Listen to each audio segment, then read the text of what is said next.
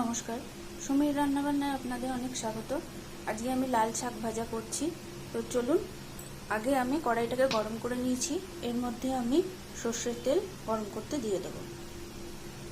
দেখুন, সর্ষের তেলটা আমি দিয়ে দিয়েছি।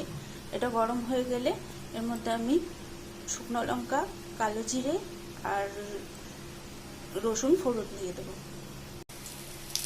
দেখুন, রসুন শুকনো লঙ্কা দিয়ে দিয়েছি। এবার কালো জিরে ফোড়ন দেবো। দেখুন, কালো জিরেটা আমি ফোড়নে দিয়ে দিলাম। এর মধ্যে এবার কেটে রাখা লাল শাকটা আমি এর মধ্যে দিয়ে দেবো। দেখুন, কেটে রেখেছি আমি লাল শাকটা দিয়ে দিলাম। দেখুন, লাল শাকটা দিয়ে দিয়েছি। এর মধ্যে আমি 1 টিস্পুনের মতো নুন দেব। পরে যদি নুন লাগে তাও আরও দেবো। তো দিয়ে এবারে আমি এটাকে ঢাকা দিয়ে দেবো। দেখুন, শাকটা থেকে জল ছাড়ছে।